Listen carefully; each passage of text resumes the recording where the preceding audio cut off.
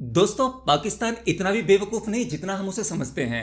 बेवकूफ तो हम लोग हैं जो हम उसे बेवकूफ समझते हैं। हम 71 में ठोकते हैं, खुश हो जाते हैं। कारगिल में ठोकते हैं, खुश हो जाते हैं। उरी और पुलवामा जैसे मिशन करके उन्हें धूल चटाते हैं और हम खुश हो जाते हैं। मीडिया में, देश में चारों तरफ हाहाकार मचा देते हैं कि देखो हमने पाकिस्तान को ठोक दिया, उसके घर में जाकर ठोक दिया। हम ये चिल्ला चिल्ला कर खुश होते रहते हैं कि हमने कई बार पाकिस्तान को हराया है, जबकि खेल उल्टा ही है। हार हम रहे हैं। जी हाँ, आज का ये वीडियो आपकी आंखें खोल देगा। हम लोग सोचते हैं कि हमारी रॉ एजेंसी काफी इंटेलिजेंट है, लेकिन फिर भी बहुत से फेलियर होते हैं और हम उनकी आईएसआई को कुछ नहीं समझते, जबकि उनकी आईएसआई इतनी भी कमजोर नहीं जितना हम मानते हैं। उन लोगों की इंटेलिजेंस भी जबरदस्त है। आसिम मुनीर, हाफिज सैयद और ऐसे बहुत सारे मुल्ला मौलवी जो वहां पर हैं, जो मदरसे चला रहे हैं या जो आतंकवाद को सपोर्ट करते हैं, वो लोग भी बेवकूफ नहीं हैं। इनकी स्ट्रेटेजी भी जबरदस्त होती है, वो मार नहीं खाते। चलिए इसे समझने की कोशिश करते हैं कैसे। देखिए, पाकिस्तान आर्मी या वहां की जो भी अथॉरिटीज हैं, एक बात तो अच्छी तरह से जानती है कि भारत से फ्रंट वॉर में जीता नहीं जा सकता। अब चाहे हमारी एयरफोर्स है, इंडियन नेवी हो या फिर हमारी मिलिट्री हो, ये हर मामले में पाकिस्तान से कहीं ज्यादा हैं। वहाँ की एयरफोर्स हो या वहाँ की आर्मी हो, वो अच्छी तरह से जानते हैं कि उनका मुकाबला भारत से हो ही नहीं सकता। वो कुछ दिन भी नहीं टिक पाएंगे भारत के सामने। अगर हमारी आर्मी चाहे तो 2 दिन में पाकिस्तान का सफाया कर सकती है। तो मतलब उन्हें पता है कि भारत से ऐसे जीता नहीं जा सकता, चाहे आप कितनी भी वॉर क्यों ना कर ले, चाहे कितनी भी न्यूक्लियर की धमकी क्यों ना दे दें।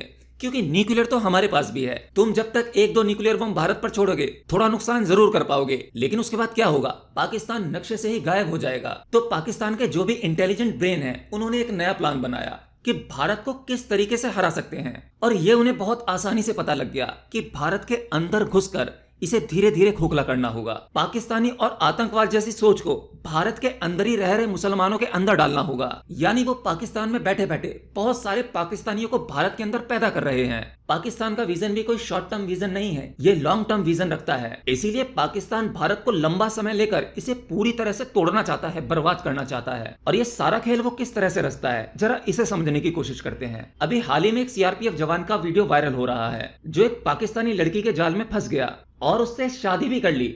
हालांकि जब उनके द्वारा शादी के लिए परमिशन मांगी गई थी, तो भारत की अथॉरिटी ने उन्हें परमिशन नहीं दी थी। उन्होंने अपनी तरफ से बहुत हाथ पैर चलाए, लेकिन उनका काम नहीं बना, तो उन्होंने ऑनलाइन व्हाट्सएप पर शादी कर ली। जी हाँ, ये मैं भी सुनकर चौंक गया था कि शादी भी व्हाट्सएप पर हो सकती है। हमारी 9 साल पहले मंगनी हुई थी। हमने वीजा अप्लाई किया था, लेकिन नहीं था हो रहा। 9 साल तक हमने इंतजार किया। फिर हमारी ऑनलाइन शादी हुई है। मेरी फुफ्फो के बेटे हैं, मतलब बुआ के बेटे हैं मेरी। एक पाकिस्तानी महिला 41 साल से भारत में रह रही थी और पहलगाम अटैक के बाद जब भारत ने इनका बोरिया बिस्तरा बांधकर वापस पाकिस्तान फेंकने के लिए कहा, तो इनकी सबकी छाती पर सांप लौटने लगे। ये ऐसे छाती पीट पीट कर रोने लगे जैसे भारत में रहना इनका जन्मसिद्ध अधिकार हो और ये सरकार से लड़कर भारत में रह लेंगे, भारत का विरोध कर लेंगे, भारत की सरकार का विरोध कर लेंगे। आप देखना, जितने भी पाकिस्तानी सोच रखने वाले लोग जो हैं, जितने भी मुस्लिम हैं, मैंने कहा जो पाकिस्तानी सोच रखते हैं, टेररिस्ट वाली सोच रखते हैं, ये वही लोग होते हैं कि जरा सा कुछ होने पर ये छाती पीटने लगते हैं। एनआरसी के विरोध में शाहीन बाग में बैठकर प्रोटेस्ट करते हैं, हमारी गवर्नमेंट पर उंगली उठाते हैं और दिन दहाड़े गालियां देते हैं। और ये वही लोग हैं जो सबसे ज्यादा सरकारी सुविधाओं का लाभ भी लेते हैं। भाई, राशन तो इन्हें फ्री मिल ही रहा है, और हम दो हमारे दो, ये तो हिंदुओं के लिए है या बाकी धर्मों के लिए है। पर ये 5, 6, 7 बच्चे पैदा करते हैं और हक से कहते हैं कि हमारे बच्चों की पालने की जिम्मेदारी सरकार की है। और कमाल की बात है, सरकार पाल भी रही है। भाई, राशन फ्री मिल रहा है और वहीं कोई मेडिकल इमरजेंसी पड़ जाती है, जैसे इलाज वगैरह कराना हो, तो यहाँ पर दिल्ली में बहुत सारे हॉस्पिटल हैं, एम्स जैसे हॉस्पिटल हैं।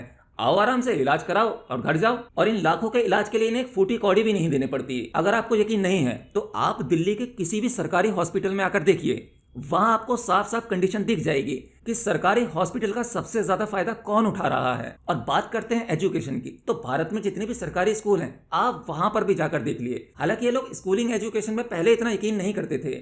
पहले तो ये मदरसे या इस्लामिक एजुकेशन पर ज्यादा ध्यान देते थे, लेकिन जैसे जैसे समय बदल रहा है और रिक्वायरमेंट चेंज होती जा रही हैं, आगे भविष्य में सरवाइव करने के लिए एजुकेशन बहुत जरूरी है। तो आज दिल्ली के गवर्नमेंट स्कूलों में भी जाकर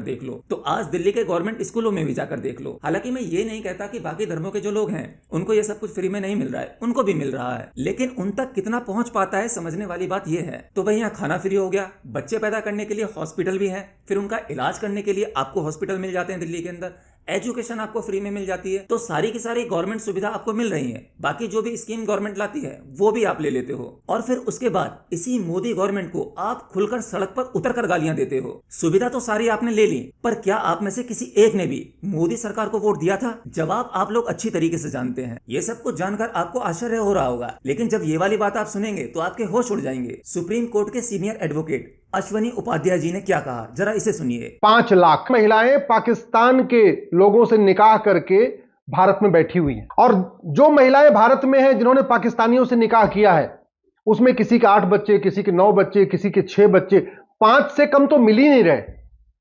10-12 बच्चे वाले भी परिवार मिल रहे।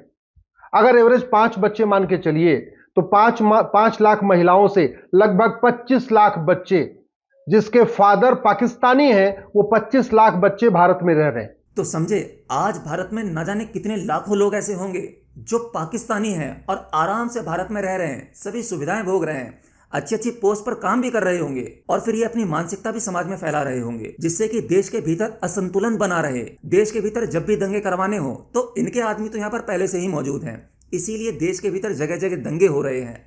तो हम देश के बाहर तो आराम से लड़ सकते हैं, जो फ्रंट टू फ्रंट वार होगा उसमें तो मैंने धूल चला देंगे, लेकिन जो घर के अंदर, जो देश के अंदर प्रॉब्लम है, इसका क्या इलाज है? ये हमारा सिक्योरिटी फेलियर नहीं है तो क्या है? ये हमारी इंटेलिजेंस फेलियर नहीं है तो क्या है? ऐसा नहीं है पुलिस को ये सब कुछ पता नहीं होता। आप जिस इलाके में रहते हो वहां की पुलिस सब कुछ जानती है, उनकी नाक के नीचे ही ये सब कुछ होता है। लेकिन क्या है ना, गवर्नमेंट को वोट चाहिए, वो अपने एक एक वोट के लिए कुछ भी गलत काम कर सकते हैं। ऐसी बांग्लादेशी और रोहिंग्या जैसी कॉलोनी बना सकते हैं भारत के अंदर, और ऐसी एक कॉलोनी नहीं है, बहुत सारी कॉलोनी है। कुछ जगहों के बारे में तो मैं भी जानता हूँ, जहाँ मैं रहता हूँ वहां पर रोहिंग्या और बांग्लादेशी बसे हुए हैं और आराम से कोई भी काम कर लेते हैं, कूड़ा बीनने का काम कर लेते हैं, और जो लोग उन्हें रखते हैं वो सरकारी जगह को घेर लेते हैं। सरकार को सब पता है। अगर आपको यकीन ना हो तो जमुना पार आकर देखो, यमुना की कितनी बड़ी लैंड पर लोगों ने कब्जा किया हुआ है, और ये कब्जा हमने ही करवाया हुआ। हमारे में से ही कुछ लोग ऐसे हैं जो सरकारी जमीन को कब्जा करने के चक्कर में इन रोहिंग्या और बांग्लादेशियों को वहां पर रहने देते हैं। पहले फ्री में रहने देते हैं, जब कुछ दिन सब कुछ ठीक ठीक चलता रहता है तो एक दीवार खिंचवा कर उतनी जगह को कब्जा कर लेते हैं, फिर वहां मकान बनाकर उसको किराए पे उठा देते हैं, फिर वो किराया खाते हैं। तो ये सभी चीजें भारत के अंदर चल रही हैं और बहुत बुरी तरीके से फैल चुकी हैं। अब इसका इलाज करना लगभग इम्पॉसिबल सा लगता है मुझे, क्योंकि आप कितनों को भगाओगे? उन्हें तो भगा दोगे जो हाथ में आ रहे हैं, लेकिन जो आपके हाथ में नहीं आ रहे, रडार पे नहीं है, उन्हें कैसे भगाओगे? और उन्हें कैसे भगाओगे जिन्होंने अपनी सोच को यहाँ के मुसलमानों के दिमाग में भर दिया है? यहाँ के बहुत से मुसलमान ऐसी सोच नहीं रखते थे, हिंदू मुस्लिम वाली सोच नहीं रखते थे, लेकिन अब ये हिंदू मुस्लिम वाली सोच तो फैलती जा रही है, क्योंकि मानसिकता उस तरह की कर दी जा रही है। तो पहले गवर्नमेंट को अंदर से काम करने की जरूरत है। बाहर तो हम निपट लेंगे, दिक्कत अंदर है। यहाँ से अगर जो चीजें खराब होती हैं फिर वो ठीक नहीं होंगी। एनीवे, आज के लिए इतना ही। बाकी इस विषय में आप क्या सोचते हो? ये चीज कैसे ठीक हो सकती है? अपनी राय हमें कमेंट बॉक्स में लिखकर जरूर बताना। मिलता हूं नेक्स्ट वीडियो में, तब तक के लिए जय हिंद।